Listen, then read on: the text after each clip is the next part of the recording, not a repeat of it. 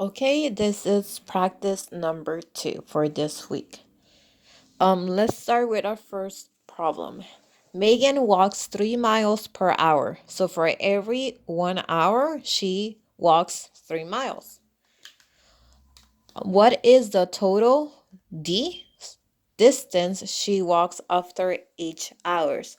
So I have my two variables. I have d, which is the total distance, right? Total distance. D represents the total distance. And then I have H, which is the hours that she walks. So she walks 3 miles for every 1 hour.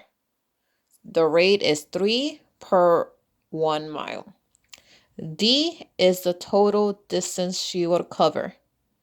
So the first question it asks us is, what is the relationship between the two variables? What this means is which one is the dependent variable and which one's the dependent. So dependent and the independent. What is the dependent variable and what is the independent variable? All right, dependent. From these two variables, which one is the one that depends on you solving something? So if Megan walks 3 miles per hour, it is going to give us the distance she covers. So D depends on how many hours she is going to walk. So D is the dependent variable. The independent variable is H, the hours, because it can be any hour. She can walk for 1 hour, 2 hours, 3 hours. It's whatever she chooses. It doesn't depend on anything. She chooses.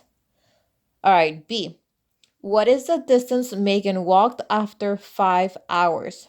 So if she walks 3 miles per 1 hour, how much is she going to walk for 5 hours?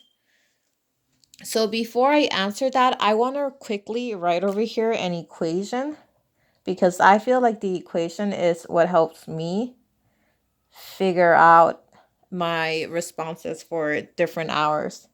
So I know that she walks 3 miles per hour. So 3 times the amount of hours she walks will give me a distance. 3 miles per each hour she walks will give me the distance she covers.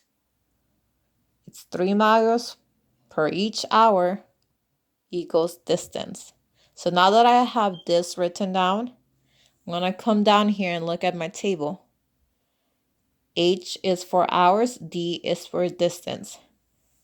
It's blank for you to fill it out. So let's do this one. Let's do 6 hours. So for 1 hour, what would be the distance? If H equals 1, what would D equal? 3 times 1 equals 3. So if H equals 1, D equals 3. Right? She covers 3 miles in 1 hour. All right, 2 hours. How much will she cover in 2 hours? 3 times 2 equals 6. If H equals 2, then D equals 6. 3 hours. If H equals 3, what is D? 3 times 3 equals 9.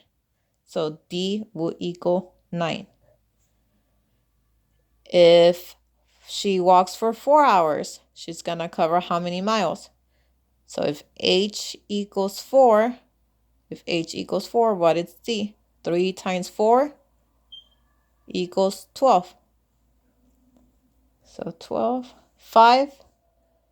3 times 5 equals 15. 6. 3 times 6 equals 18. So there is our table. All right, let's move on to our graph. So I made mistakes here, so just excuse that. All right, so I have this graph.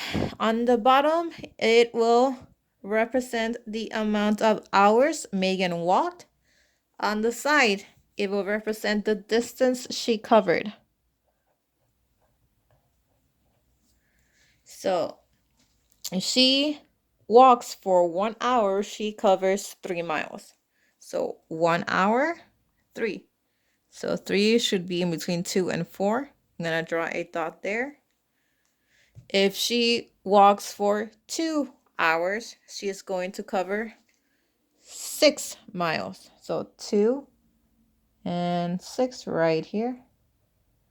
If she walks for 3 hours, she's covering 9 miles. So 3 hours, 9 miles should be between 8 and 10. So somewhere around here. 3 and 9. She does 4 hours. She's covering 12 miles. So 4 and 12. Right there. She covers 5 hours. She's covering 15 miles. 5, 14, 15 in between there. I'm going to connect my line. So this is my graph representation of this equation and this unit rate. All right. Next question. Would you use the table, the graph, or the equation to predict how far Megan walked after 24 hours? So this is your opinion. If Megan were to walk for 24 hours, which one of these strategies will be the best for you to figure out the answer? So think about it. She's going to walk for 24 hours. For every hour, she walks 3 miles. Which strategy will best help you figure that out and answer it here? All right, next question. Charlie said that a graph is the best way to predict how far Megan walked after 24 hours in question 1. Why is Charlie incorrect? So why is Charlie not right? Why is she incorrect? Why is the graph not the best tool to use to figure out how much she's going to walk for 24 hours? All right, this is also your opinion. So make sure you complete this. And then that's it. Try the rest on your own.